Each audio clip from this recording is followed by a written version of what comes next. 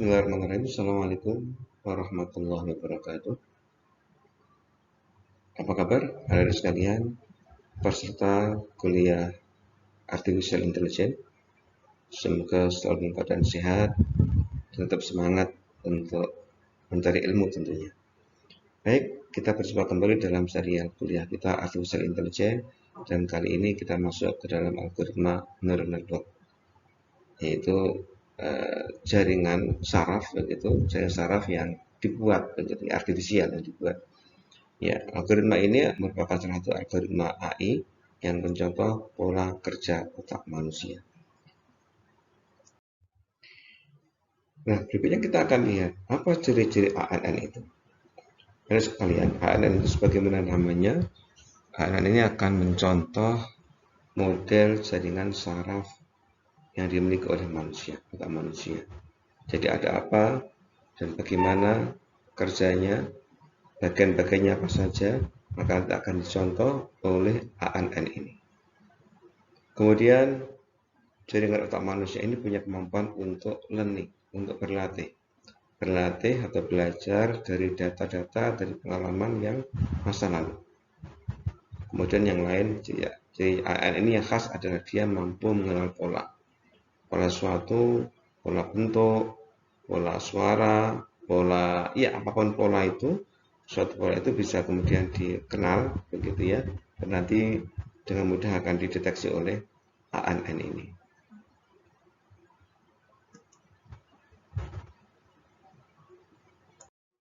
Ya, sebagaimana yang telah tadi kita sebutkan di slide sebelumnya, bahwa ANN itu diilhami oleh bagaimana pola kerja sel saraf otak manusia. Nah, setelah sekalian, ini kalau kita lihat, misalkan ini adalah gambar otak manusia. Kemudian ini ada kornea mata ya. Yang kornea ini kemudian terhubung dengan sel saraf tentunya. Ini kalau kita besarkan, kita lihat di sini, ini adalah sel saraf otak manusia yang terhubung dengan kornea mata. Di sini ya, ada sel saraf, nanti terhubung dengan banyak sel saraf sampai kemudian nanti ke sel saraf yang inti tentunya. Yang satu buah sel saraf kemudian kita besarkan, ini contoh satu buah sel saraf. Ya, ada bagiannya, ada sel body di bagian inti, ya, ada nukleus ini utamanya. Kemudian ada bagian-bagiannya, ada dendrit, ada akson dan yang lain-lain. Nah, model inilah yang nanti kemudian kita contoh, kita sederhanakan. Nah, kesederhanakan menjadi bentuk model yang seperti ini. Ini adalah sel saraf buatan, sel saraf contoh begitu, hasil penyederhanaan dari satu buah sel neuron. Ini satu buah sel saraf manusia dinamakan neuron, seperti ini bentuknya aslinya. Lalu kita contoh nanti ke model sel saraf buatan begitu. Nah, ini ada node, ada body yang utama, lalu ada input, ada output. Nanti ada yang utama ini disebut sebagai node. Ya, di dalam di sini nanti ada formula atau ada suatu operasi matematis. Bagaimana ketika sel saraf ini juga ada suatu aktivitas begitu. Aktivitas sel di sini itu kita contoh menjadi suatu formula matematis di sini.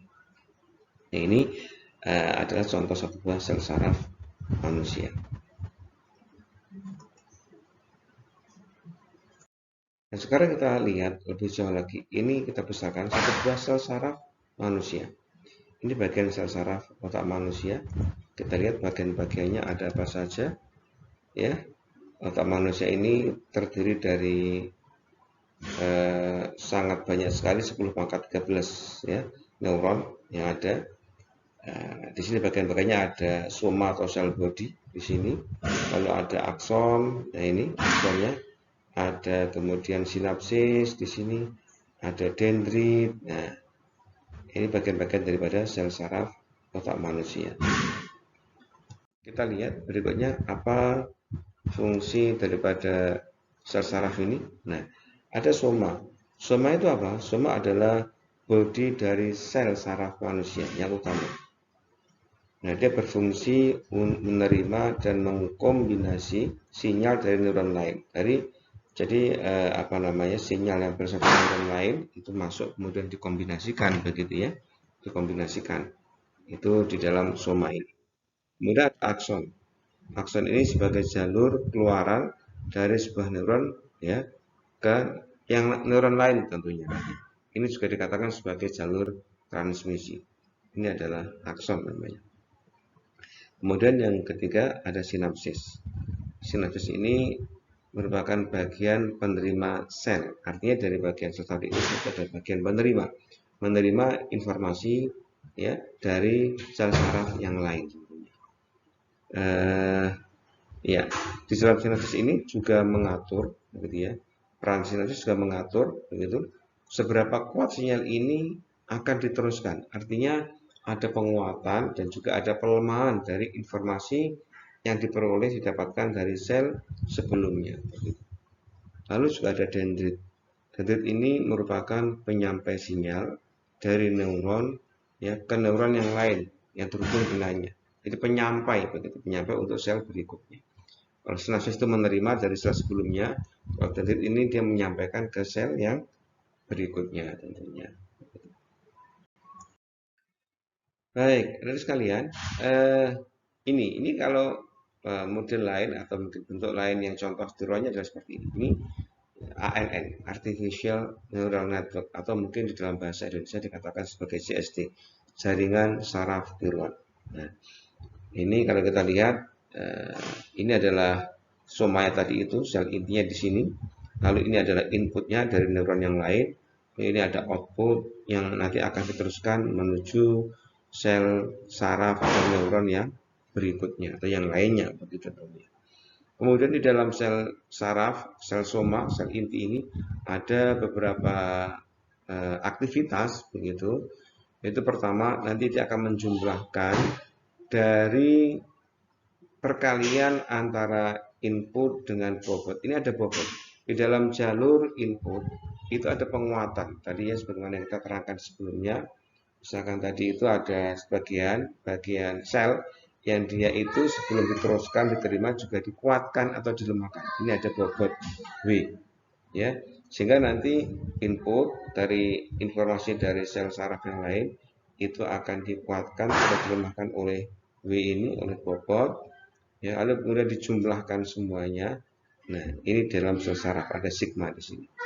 Kemudian dari sigma penjumlahan ini nanti juga ada fungsi aktivasi ini, fungsi aktivasi di sini, ya. Kemudian sebuah fungsi matematis nanti fungsi aktivasi, lalu baru keluar output atau A1. Jadi A1 ini adalah output dari proses sebuah sel neuron.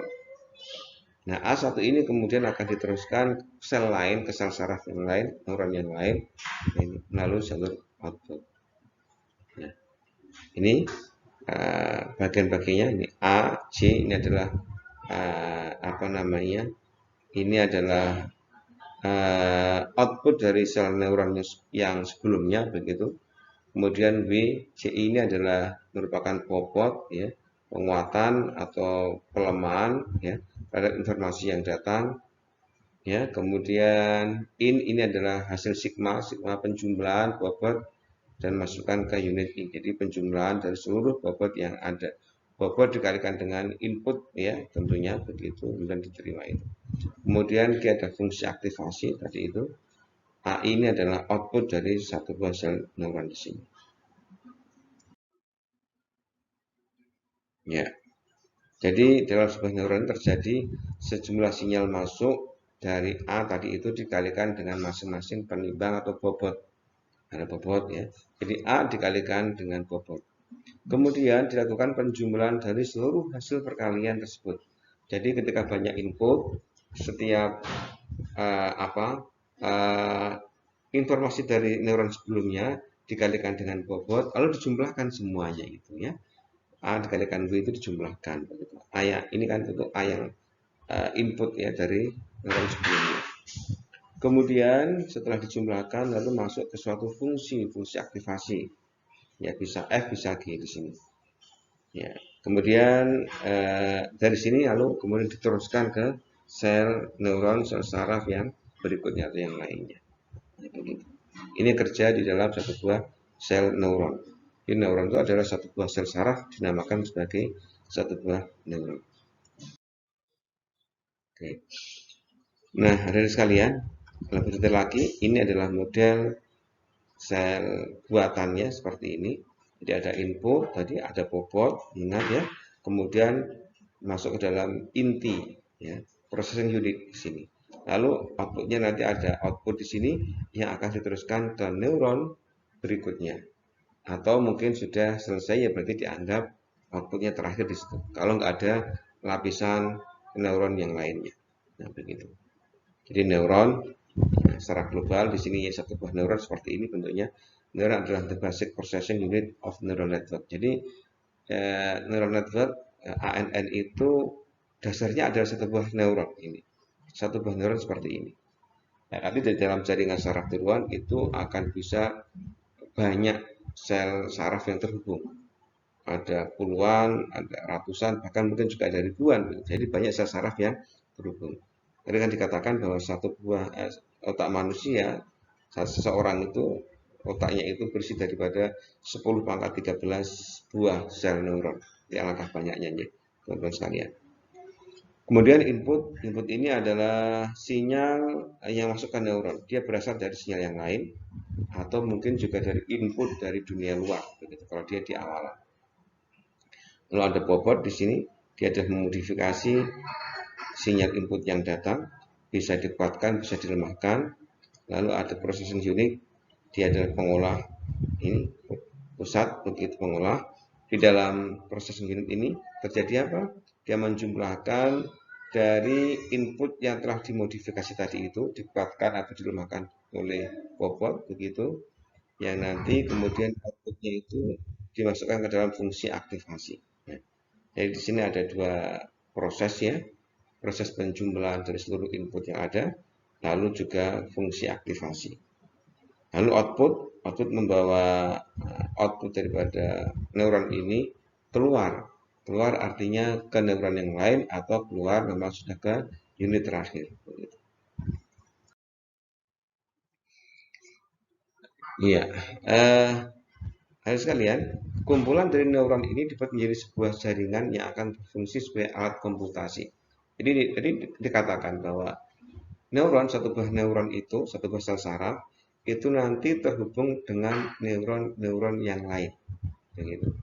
Sehingga ada sebuah jaringan. Nah, jaringan sel saraf inilah yang nanti kita anggap sebagai alat komputasi, sebagai model untuk komputasi, begitu, komputasi.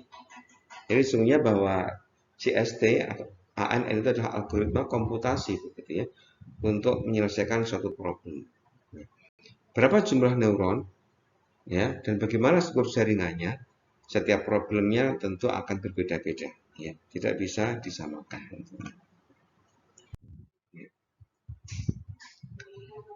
Nah, lalu kalau kita lihat sekarang keuntungan neural network jaringan saraf tiruan dibandingkan dengan algoritma yang lain, apa keuntungannya? Jadi NN ini dia bersifat satu non-linear. Non-linear. Non-linear kan jelas jika ini maka begini itu linear. Non-linear dia bisa melompat, dia bisa berbalik, dia bisa macam-macam. Non-linear. Kemudian yang berikutnya di dalam neural network ini ada mapping. Ya. Mapping input output. Jadi kalau inputnya seperti ini maka outputnya seperti ini. Ini bisa kita mappingkan. Dan nanti mapping ini bisa kita trainingkan begitu, ditrainingkan, dipelajari begitu. Oke. Sehingga ini keuntungannya. Sehingga nanti suatu jaringan akan bisa di-training, dilatih begitu sehingga bagaimana bisa memappingkan, memetakan dengan benar antara input dengan output. Kita punya input seperti ini, ya, tujuannya outputnya seperti ini. Itulah nanti training. Ya, training itu adalah berlatih bagaimana dari sebuah input seperti ini lalu muncul output seperti ini. Input output ini tentu adalah nanti sebagai dataset, sebagai apa ya? Dinamakan sebagai data latih begitu ya. Data latih ini didapatkan dari mana? Dari tentu pengalaman sebelumnya. Sebelumnya ada input kayak begini, maka outputnya seperti ini. Input begini, output seperti ini. Maka ini kemudian kita gunakan sebagai data latih untuk training. Training daripada jaringan saraf yang kita bangun, kita bentuk. Oke. Kemudian benefit yang berikutnya, keuntungan berikutnya bahwa ANN ini bersifat adaptif. Jadi dia bisa beradaptasi ya terhadap lingkungan yang ada. Adaptasi itu bagaimana caranya? Yaitu dengan jalan merubah bobot. Jadi ANN itu bisa merubah bobot, ya, merubah bobot yang diberi. Bobot itu apa sih tadi? Bobot itu adalah besaran modifikasi, kan, ya, terhadap sinyal input yang masuk sebelum diteruskan ke processing unit, kan begitu. Sehingga nanti bisa kita atur bobotnya, kita ubah bobotnya. Ketika bobot berubah, maka dia bisa bersifat adaptif, bisa berubah, bisa bersifat apa namanya, menyesuaikan kondisi lingkungan yang ada itu. Kemudian benefit yang berikutnya bahwa NN juga fault tolerant. Dia punya toleransi terhadap kesalahan. Ya. Jadi misalkan pola ya, teman-teman sekalian ya. Pola misalkan dia mengenali wajah manusia, misalkan begitu ya. Ketika seorang manusia, dia bagaimana model rambutnya, bagaimana matanya, bagaimana hidungnya, bagaimana alisnya, bagaimana bentuknya muka itu. Ketika ada sedikit perubahan, ada modifikasi daripada wajah manusia. Misalkan ini potongannya berubah, gitu ya, misalkan ya. Atau katakanlah, iya, apa lagi? Dia sedang marah atau dia sedang sedih, barangkali nanti akan sedikit beda antara jarak alis atau mungkin jarak hidung dengan mata, misalkan begitu. Maka dia fault tolerant. Oh, ini polanya masih sama. Sehingga dikatakan kalau seperti ini maka ini polanya adalah si fulan atau si fulana atau siapa yang lain. Jadi dia fault tolerant, misalkan begitu. Kemudian yang keuntungan yang lain, dia NN ini juga bisa nanti diimplementasikan dengan mudah dalam model VLSI. Apa ini? Ini adalah model one chip microcomputer ya. Satu chip microcomputer misalkan ada very large scale integration. Ya, misalkan begitu, nanti bisa kita tanamkan dalam sebuah chip microcontroller terkait dengan network neural network yang kita bangun ini. Begitu. Sehingga nanti chip itu chip untuk mengenali apa, begitu. Kita bisa membangun satu buah chip sehingga ketika nanti beda pengenalannya, beda aplikasinya, bisa kita buat, kita bangun chip-chip yang banyak. Ini chip untuk aplikasi apa? Chip untuk aplikasi apa? Jadi kita tancapkan satu buah chip, satu buah IC begitu, maka akan bisa mudah untuk fungsi-fungsi tertentu. Baik, sekarang kita akan lihat beberapa contoh application of ANN, contoh aplikasi daripada jaringan saraf tiruan ini. Jadi apa contoh aplikasinya? Yang pertama, jadi aplikasi ANN ini adalah nanti dapat digunakan sebagai eh, pengenalan, ya, recognition atau classification atau pengelompokan dari sebuah pola. Jadi mengenal ini pola apa, ya, atau mengelompokkan ini kelas yang mana. Dari banyak hal, katakanlah misalkan ada eh, berbagai macam buah, ada buah jeruk, buah apel, buah nanas, buah macam-macam begitu.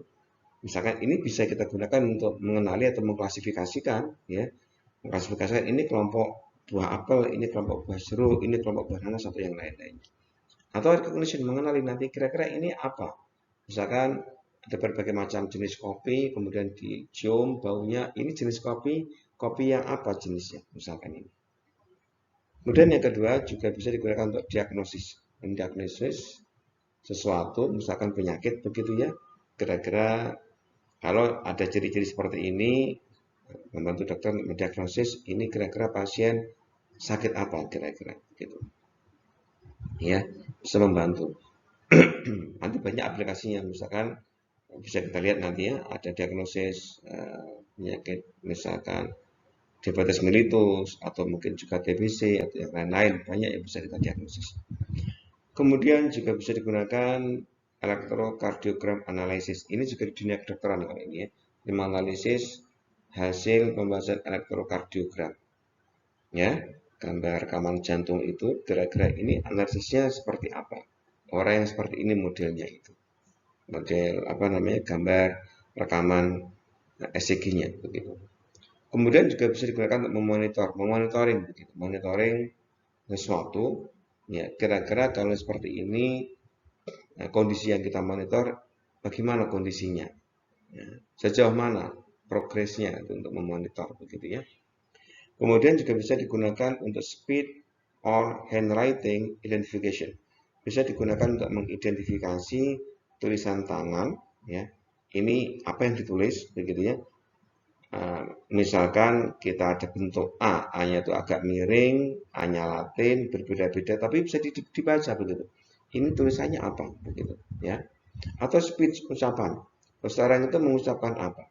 Nah, saya rasa ini sudah banyak aplikasi-aplikasi seperti ini ya di handphone kita atau laptop kita, mungkin yang kuncinya menggunakan speech atau mungkin juga mengidentifikasi handwriting begitu ya, suatu aplikasi tertentu, maka itu dia juga menggunakan model-model AI neural network seperti ini.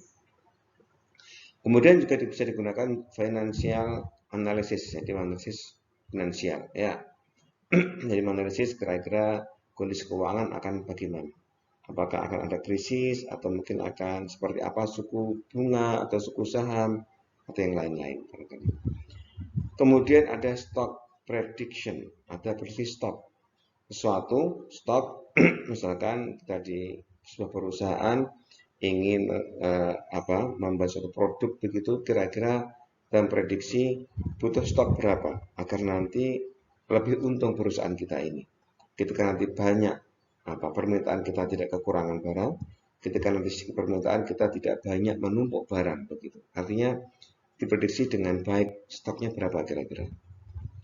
Kemudian juga bisa digunakan untuk sistem identification, jadi mengidentifikasi kira-kira sesuatu ini apa, ini siapa, bagaimana kondisi sesuatu ini. Lalu juga bisa digunakan untuk noise cancellation, untuk menghilangkan noise. Ya. Model noise ini kan bisa juga dihilangkan dengan nanti menambahkan lawan dari noise itu. Gitu. Nah, seberapa tambahnya itu, nanti bisa diprediksi menggunakan ANN begitu ya. Bagaimana cara memodelkan menghilangkannya? Nah, ANN bisa berperan di situ. Ada ANC, ada noise cancellation, active noise cancellation ANC. Ini salah satu contoh, ya, salah satu beberapa contoh daripada penggunaan atau application ANN ya di dunia nyata sehari-hari. Baik, adik sekalian, ketika bicara nanti model-model proses di dalam soma atau proses dalam inti sel dari neuron, maka di sana nanti akan banyak model-model perhitungan matrik, ya, matrik. Maka nggak ada salahnya kalau kita lihat review sebentar terkait dengan matrik ini. Kita lihat satu buah slide berikut ini. Ya, ini matrik sederhana. Ini ada matrik A. A berisi 4 buah anggota. 1, 2, 2 dan 4, ada 2 baris, 2 kolom. Baris pertama berisi 1, dan 2. Baris kedua berisi 2,4 ya. Kemudian matrik kedua ada matrik B. Matrik B berisi 3 baris dan 3 kolom, 2 baris dan 3 kolom. Baris pertama adalah 2, 3, 5. Baris kedua adalah 3, 3, 1. Nah, dari sini kita bisa melihat ukuran daripada matrik A adalah 2 kali 2 dan ukuran dari matrik B adalah 2 kali 3 ya. Kita bisa ingat di sini ini ukuran matriknya. Ini adalah 2 kali 2, 2 baris 2 kolom. Sedangkan ini adalah 2 kali 3 artinya 2 baris dan 3 kolom. Nah, adik-adik sekalian, kita ingat di dalam operasi-operasi matrik ada operasi penjumlahan, ada operasi perkalian begitu ya, atau operasi-operasi yang lain. Nah, kita ingat syarat-syarat operasi itu juga harus terpenuhi begitu ya. Kalau misalnya kita menjumlahkan dua buah matrik, maka ukuran matrik itu harus sama. Kalau matrik ukurannya berbeda, maka tidak bisa dijumlahkan begitu ya. Ini misalkan matrik A dengan matrik B ini beda ukurannya. Yang A adalah 2 kali 2, sedangkan yang B ini adalah 2 kali 3. maka ketika dijumlahkan tidak akan bisa. Ya. Demikian pula untuk perkalian. Perkalian juga ada syarat-syaratnya perkalian matrik ini. Perkalian matrik itu syaratnya kalau bisa dikalikan itu jumlah kolom matrik kedua gitu ya, itu harus sama dengan jumlah baris dari matrik kedua yang akan dikalikan. Nah, gitu. Jadi misalkan contoh ini kalau A dengan B ini bisa nggak dikalikan? Bisa. Kenapa bisa? Karena bahwa kolom matrik A ini adalah 2, baris matrik A adalah 2, maka bisa dikalikan. Tapi kalau dibalik, dikali A, bisa nggak dikalikan? Tidak. Kenapa? Karena jumlah kolom matriks B adalah 3, jumlah baris matrik A adalah 2, sehingga nggak bisa dikalikan antara B dengan A. Tapi kalau A kali B bisa dilakukan. Nah, ini adalah persyaratan sebuah perkalian matrik. Nah, sehingga ini kalau misalnya kita kalikan A kali B, kita review, saya yakin sekalian sudah pernah belajar tentang perkalian matrik ya. Maka kalau ada perkalian matrik A kali B ini, kita ingat, jadi ini baris dengan kolom ini kita kalikan. Baris 1 dengan kolom 1 dari matrik B. Berarti mana ini? Ini kan 1 dikalikan 2, gitu ya. Kemudian 2 kalikan 3. Nah, ini. Ini kan 1 kalikan 2, 2 dikalikan dengan 3. Nah, ini kemudian kita jumlahkan. Nah, ini di sini kita bisa lihat ini adalah, sebentar, saya sekarang coba pakai pulpen ya.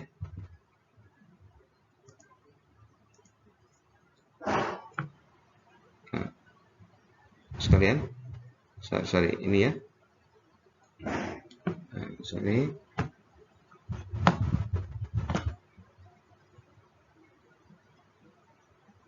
Ini ya. Nah, ini adalah hasil perkalian yang mana? Perkalian ini. Baris dikalikan dengan kolom di sini. Ya.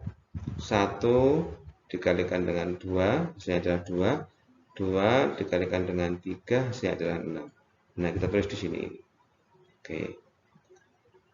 Sedangkan nanti berikutnya kita kalikan baris dikalikan dengan kolom kedua di sini. Ya, jadi nanti 1 dikalikan dengan 3, kemudian 2 dikalikan dengan 3. Berarti hasilnya adalah 3 dan 6 dijumlahkan. Nah, ini adalah ya, perkalian antara baris pertama dengan kolom kedua. Ya. Lalu begitu berikutnya nanti baris ini dikalikan dengan kolom ketiga dengan yang di sini. Hasilnya adalah yang ini.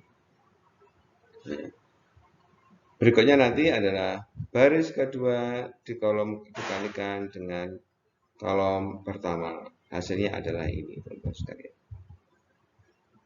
Nah, begitu seterusnya. Lalu kita akhirnya mendapatkan matrik 8, 9, 7. Ini kurang spasi, teman-teman sekalian ya. Kemudian 16, 18, 14. Nah, ini lurus 9 dengan 18. Ini adalah hasil perkalian matriks A dengan matriks B. Ini sekedar review. Saya yakin dari sekalian sudah pernah belajar terkait hal ini sebelumnya. Ya. Nah, nanti kita akan banyak melakukan perkalian matrik, terutama perkalian matrik ya. Perkalian matrik. Ketika nanti kita mengolah di dalam processing unit ya, antara nanti ada bobot, ada input, itu diolah di dalam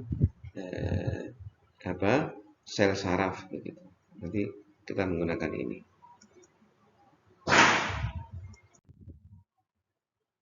Ya. Sekalian kita lihat kembali, kita ulang kembali. Ini sekali lagi ini adalah model satu buah neuron seperti ini ya. Satu buah sel neuron. Ini adalah ini kalau sebetulnya kalau saya katakan ini adalah sel body ya. Body sel di sini. Ini input, ini bobot di sini ini. Ya. Dalam sel body, sel ini Nanti terjadi apa? Menjumlahkan semua input dikalikan dengan bobot ini, dijumlahkan, ya. Kemudian masuk fungsi aktivasi. Dan nanti sebelum masuk fungsi aktivasi juga bisa tidak ada bias. Bias ini opsional ya, kadang ada kadang tidak. Jadi nanti hasil penjumlahan seluruh input dengan bobot ini, kemudian juga dengan biasnya begitu, lalu masuk ke fungsi aktivasi. Nah ini.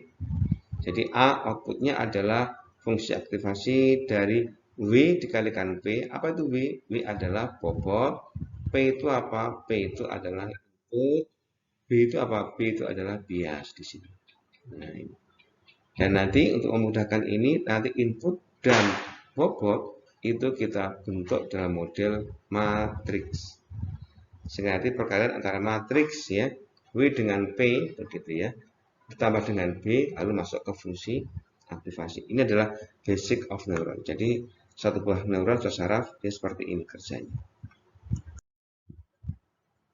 Ya. Baik, ini kalau kita contohkan ya, dan nanti misalkan inputnya itu ada P.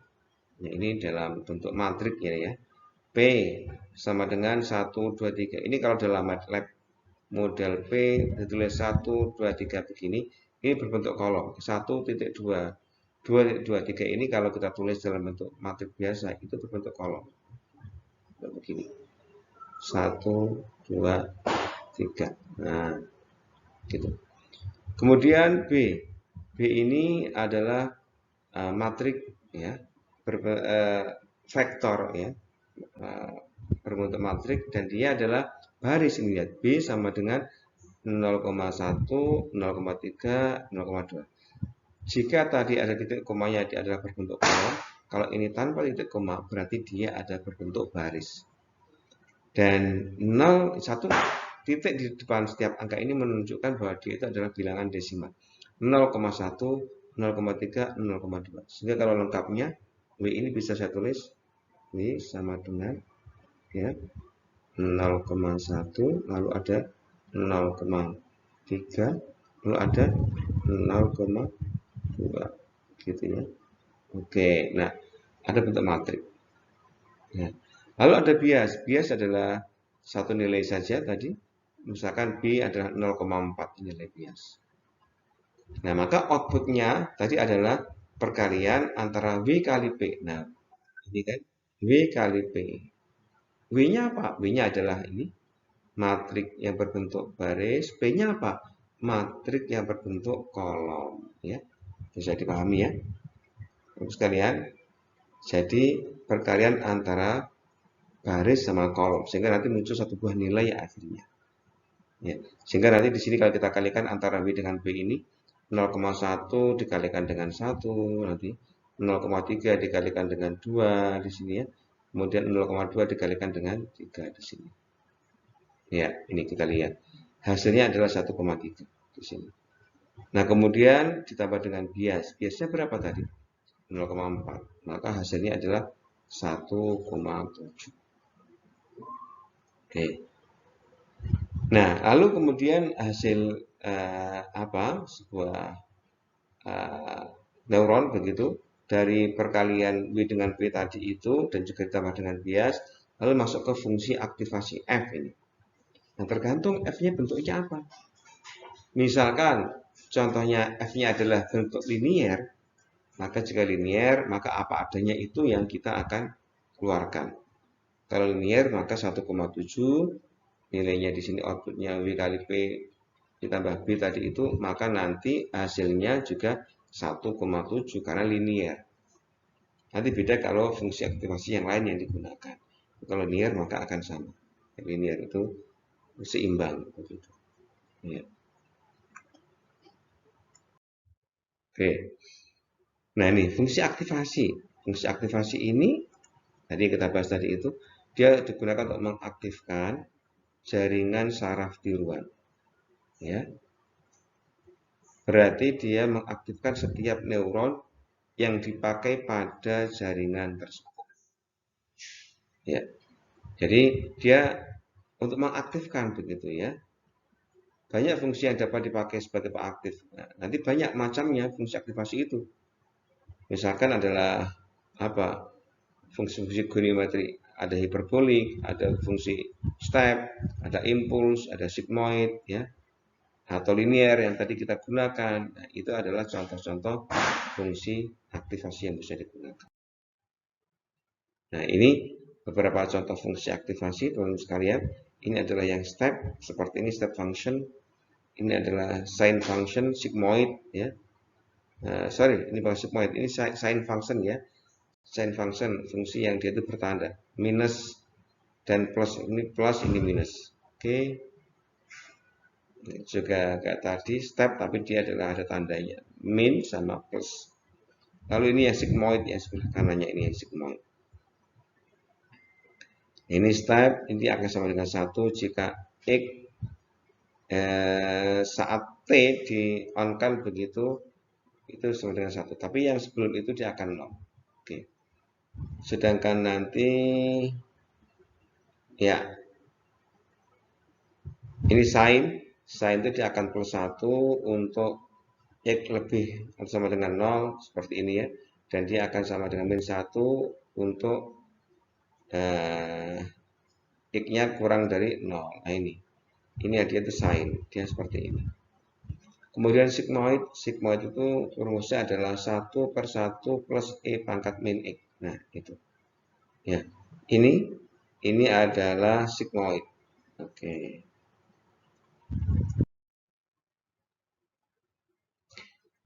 Baik. Nah, sekarang kita akan lihat contoh lain fungsi aktivasi. Ya. Ini terbentuk hard limb, ya. Hard limb itu seperti ini, dia seperti step tadi itu, ya.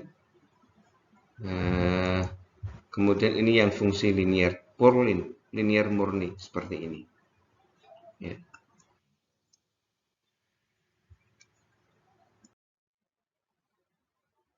Kemudian kita akan lihat fungsi aktivasi jenis yang lainnya. Ini adalah log sigmoid. Nah, log sigmoid seperti ini bentuk fungsi aktivasi. Jadi ada beberapa macam fungsi aktivasi yang bisa digunakan, ya.